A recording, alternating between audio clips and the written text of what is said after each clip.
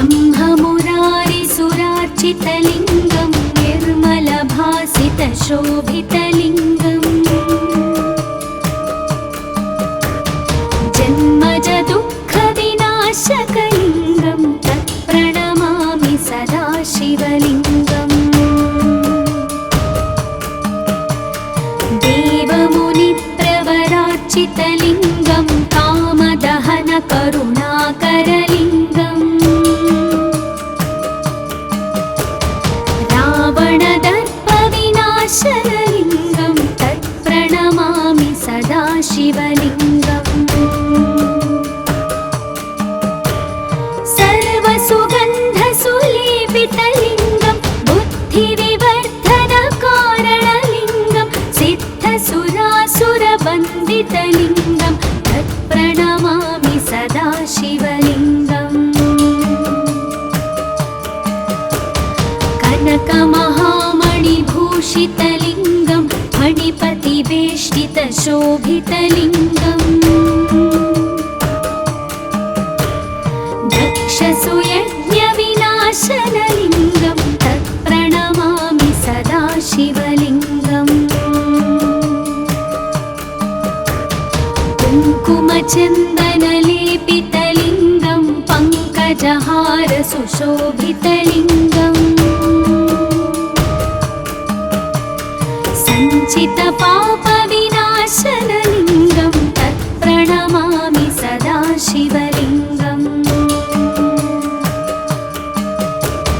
देवगणार्चितसेवितलिङ्गं भावैर्भक्तिभिरेव च लिङ्गं दिनकरकोटिप्रभाकरलिङ्गं तत्प्रणमामि सदा शिवलिङ्गम्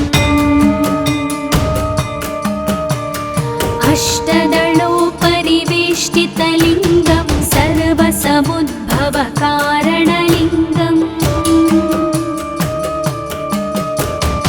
अष्टदरिद्रविनाशनलिङ्गं तत्प्रणमामि सदा शिवलिङ्गम् सुरगुरुसुरवरपूजितलिङ्गं सुरवनपुष्पसदार्चितलिङ्गम् परात्परं परमात्मकलिङ्गं तत्प्रणमामि सदा शिवलिङ्गम् तत्प्रणमामि सदा शिवलिङ्गम् तत्प्रणमामि सदा शिवलिङ्गम्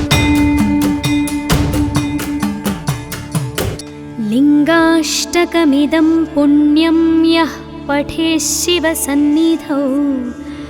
शिवलोकमवाप्नोति शिवेन सह मोदते।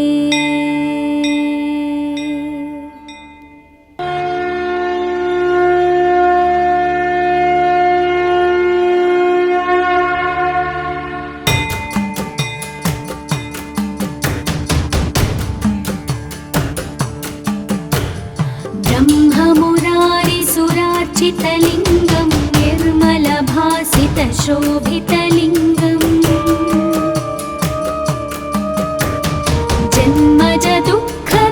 जन्मजदुःखविनाशकलिङ्गं तत्प्रणमामि सदा शिवलिङ्गम् देवमुनिप्रवरार्चितलिङ्गं कामदहनकरुणाकरलिङ्गम् रावणदर्पविनाशनलिङ्गं तत्प्रणमामि सदा शिवलिङ्गम् सर्वसुगन्धसुलेपितलिङ्गं बुद्धिविवर्धनकारणलिङ्गं सिद्धसुरासुरवन्दितलिङ्गं तत्प्रणमामि सदा शिवलिङ्गम् कनकमहामणिभूषितलिङ्गं फणिपतिवेष्टितशोभितलिङ्गम् दक्षसुयज्ञविनाशनलिङ्गं तत्प्रणमामि सदा शिवलिङ्गम्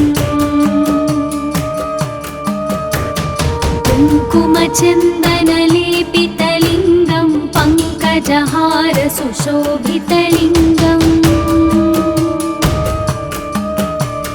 सञ्चितपापविनाशनलिङ्गं तत्प्रणमामि सदा शिवलिङ्गम्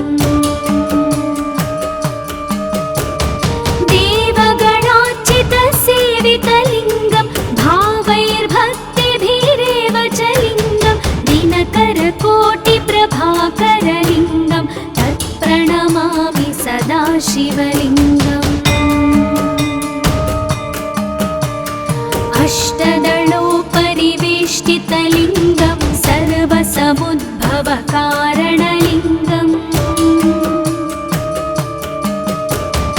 अष्टदरिद्रविनाशनलिङ्गं तत्प्रणमामि सदा शिवलिङ्गम् सुरगुरुसुरवरपूजितलिङ्गं सुरवनपुष्पसदार्चितलिङ्गम् परात्परं परमात्मकलिङ्गं तत्प्रणमामि सदा शिवलिङ्गम् तत्प्रणमामि सदा शिवलिङ्गम् तत्प्रणमामि सदा शिवलिङ्गम् लिङ्गाष्टकमिदं पुण्यं यः पठेत् शिवसन्निधौ शिवलोकमवाप्नोति शिवेन सह मोदते। ॐ नमः शिवाय।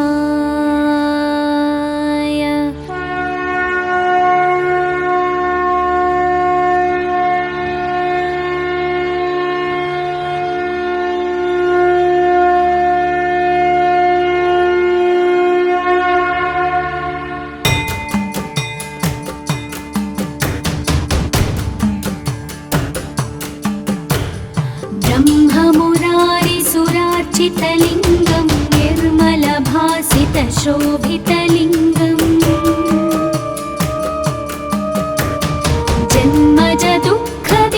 जन्मजदुःखविनाशकलिङ्गं तत्प्रणमामि सदा शिवलिङ्गम् देवमुनिप्रवरार्चितलिङ्गं कामदहनकरुणाकरलिङ्गम् रावणदर्पविनाशनलिङ्गं तत्प्रणमामि सदा शिवलिङ्गम् सर्वसुगन्धसुलेपितलिङ्गं बुद्धिविवर्धनकारणलिङ्गं सिद्धसुरासुरवन्दितलिङ्गं तत्प्रणमामि सदा शिवलिङ्गम् कनकमहामणिभूषितलिङ्गं मणिपतिवेष्टितशोभितलिङ्गम् दक्षसुयज्ञविनाशनलिङ्गं तत्प्रणमामि सदा शिवलिङ्गम् कुङ्कुमचन्दनलेपितलिङ्गं पङ्कजहारसुशोभितलिङ्गम् सञ्चितपापविनाशनलिङ्गं तत्प्रणमामि सदा शिवलिङ्गम् देवगणार्चितसेवितलिङ्गं भावैर्भक्तिभिरेव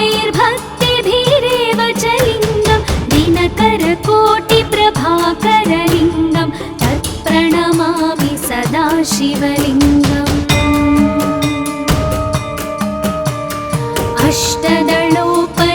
अष्टदलोपरिवेष्टितलिङ्गं सर्वसमुद्भवकारणलिङ्गम् अष्टदरिद्रविनाशनलिङ्गं तत्प्रणमामि सदा शिवलिङ्गम् सुरगुरुसुरवरपूजितलिङ्गं सुरवनपुष्पसदार्चितलिङ्गम् परात् परं परमात्मकलिङ्गं तत्प्रणमामि सदा शिवलिङ्गम् तत्प्रणमामि सदा शिवलिङ्गम् तत्प्रणमामि सदा शिवलिङ्गम्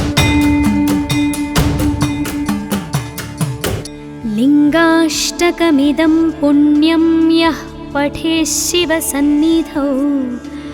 शिवलोकमवाप्नोति शिवेन सह मोदते। ॐ नमः शिवाय।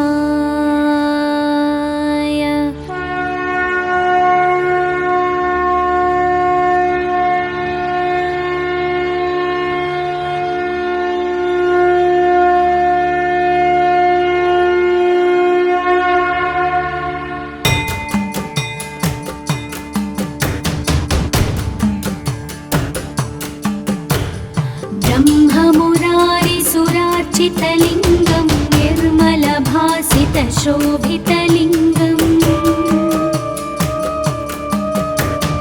जन्मजदुःखविनाशकलिङ्गं तत्प्रणमामि सदा शिवलिङ्गम्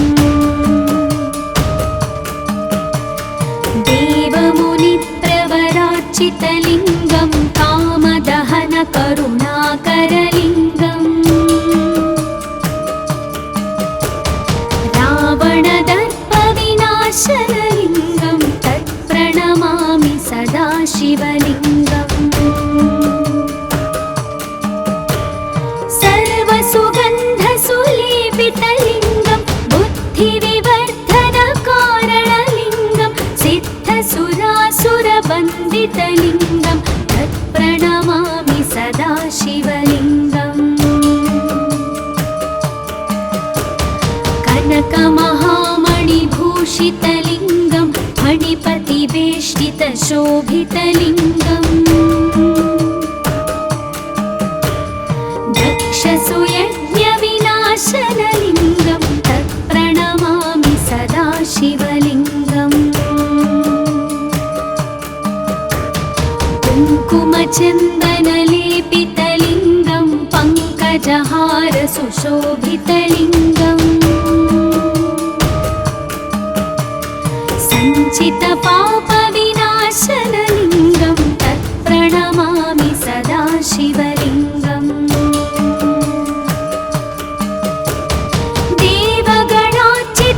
देवगणार्चितसेवितलिङ्गं भावैर्भक्तिभिरेव च लिङ्गं दिनकरकोटिप्रभाकरलिङ्गं तत्प्रणमामि सदा शिवलिङ्गम्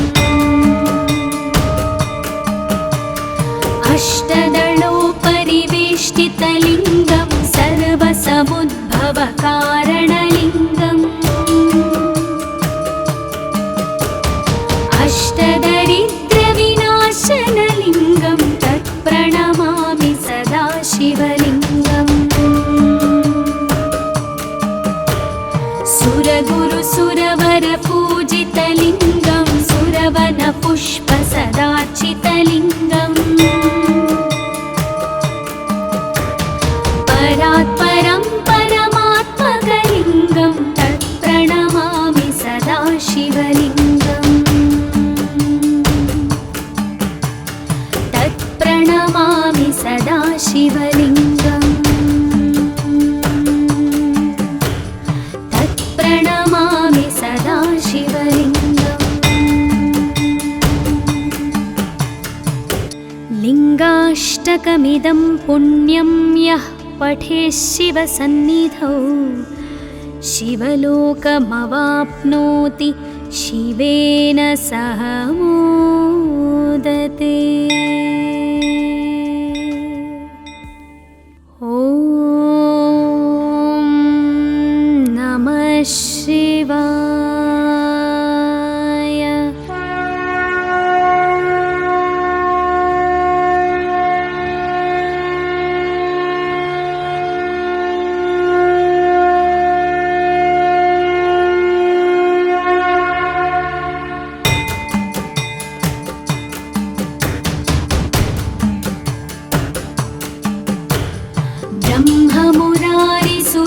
सदाशिवलिङ्गं निर्मलभासितशोभितलिङ्गम् जन्मजदुःखविनाशकलिङ्गं तत्प्रणमामि सदाशिवलिङ्गम् देवमुनिप्रवरार्चितलिङ्गं कामदहनकरुणाकरलिङ्गम् रावणदर्पविनाशनलिङ्गं तत्प्रणमामि सदाशिवलिङ्गम् सर्वसुगन्धसुलेपितलिङ्गं बुद्धिविवर्धनकारणलिङ्गं सिद्धसुरासुरवन्दितलिङ्गं तत्प्रणमामि सदाशिवलिङ्गम् कनकमहामणिभूषितलिङ्गं फणिपतिवेष्टितशोभितलिङ्गम् दक्षसुयज्ञविनाशनलिङ्गं तत्प्रणमामि सदाशिवलिङ्गम् कुङ्कुमचन्दनलेपितलिङ्गं पङ्कजहारसुशोभितलिङ्गम् सञ्चितपापविनाशनलिङ्गं तत्प्रणमामि सदाशिवलिङ्गम् देवगणार्चितसेवितलिङ्गं भावैर्भक्तिभिरेव च लिङ्गं दिनकरकोटिप्रभाकरलिङ्गं तत्प्रणमामि सदाशिवलिङ्गम् अष्टदलोपरिवेष्टितलिङ्गं सर्वसमुद्भवकारणलिङ्गम्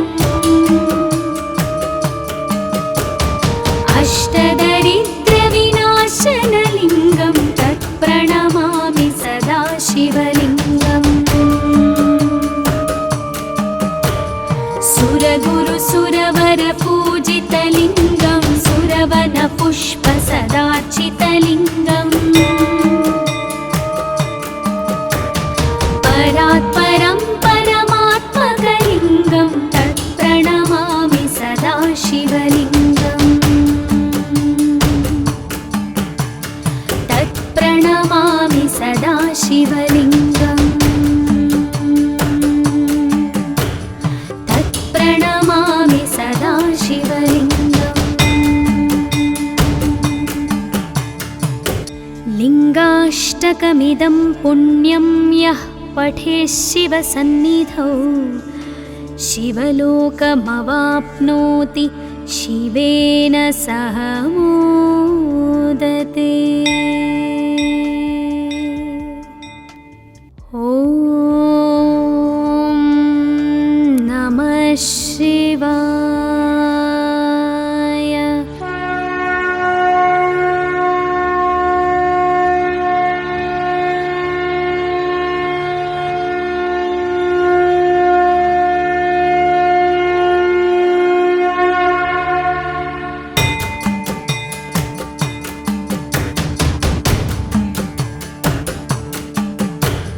ब्रह्ममुरारिसुरार्चितलिङ्गं निर्मलभासितशोभितलिङ्गम् जन्मजदुःखविनाशकलिङ्गं तत्प्रणमामि सदाशिवलिङ्गम् देवमुनिप्रवरार्चितलिङ्गं कामदहनकरुणाकरलिङ्गम् रावणदर्पविनाशनलिङ्गं तत्प्रणमामि सदाशिवलिङ्गम् सर्वसुगन्धसुलेपितलिङ्गं बुद्धिविवर्धनकारणलिङ्गं सिद्धसुरासुरवन्दितलिङ्गं तत्प्रणमामि सदाशिवलिङ्गम् कनकमहामणिभूषितलिङ्गं फणिपतिवेष्टितशोभितलिङ्गम् परिवेष्टितशोभितलिङ्गम् दक्षसुयज्ञविनाशनलिङ्गं तत्प्रणमामि सदा शिवलिङ्गम् कुङ्कुमचन्दनलेपितलिङ्गं पङ्कजहारसुशोभितलिङ्गम्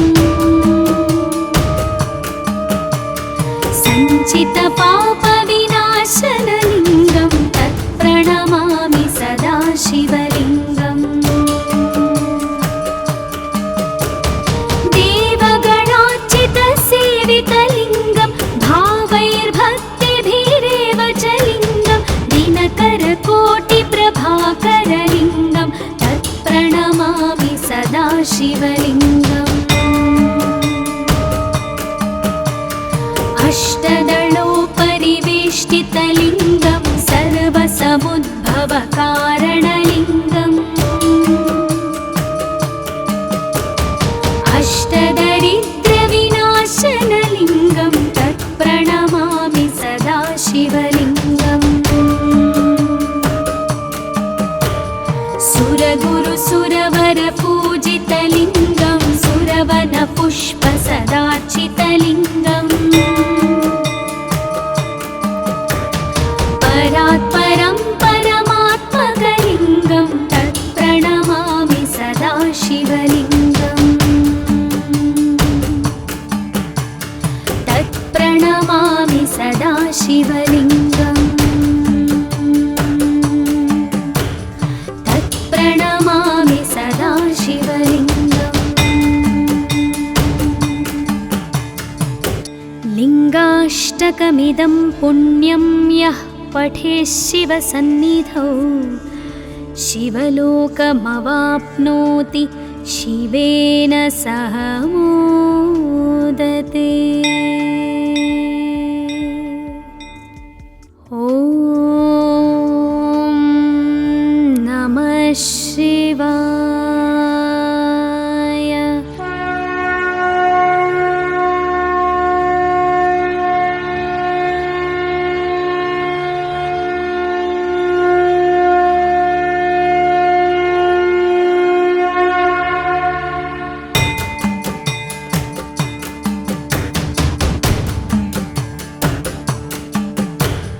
ब्रह्ममुरारिसुरार्चितलिङ्गं निर्मलभासितशोभितलिङ्गम्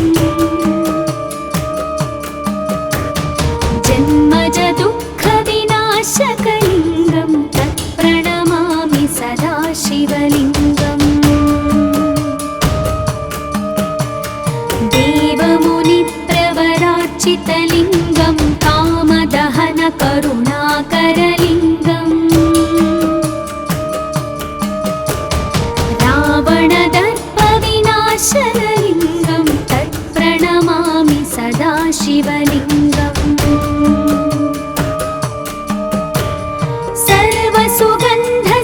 सर्वसुगन्धसुलेपितलिङ्गं बुद्धिविवर्धनकारणलिङ्गं सिद्धसुरासुरवन्दितलिङ्गं तत्प्रणमामि सदा शिवलिङ्गम् कनकमहामणिभूषितलिङ्गं फणिपतिवेष्टितशोभितलिङ्गम् दक्षसुयज्ञविनाशनलिङ्गं तत्प्रणमामि सदा शिवलिङ्गम् कुङ्कुमचन्दनलेपितलिङ्गं पङ्कजहारसुशोभितलिङ्गम् सञ्चितपापविनाशनलिङ्गं तत्प्रणमामि सदा शिवलिङ्गम्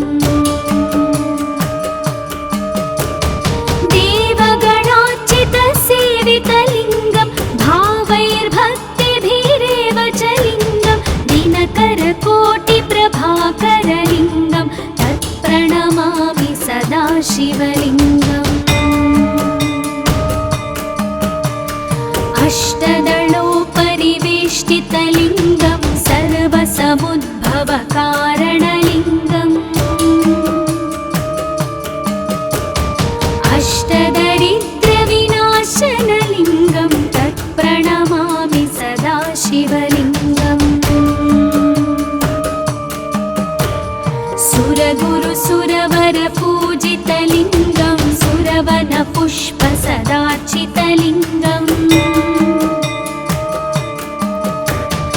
परात् परं परमात्मकलिङ्गं तत्प्रणमामि सदा शिवलिङ्गम् तत्प्रणमामि सदा शिवलिङ्गम् तत्प्रणमामि सदा शिवलिङ्गम् लिङ्गाष्टकमिदं पुण्यं यः पठेत् शिवसन्निधौ शिवलोकमवाप्नोति शिवेन सह मोदते।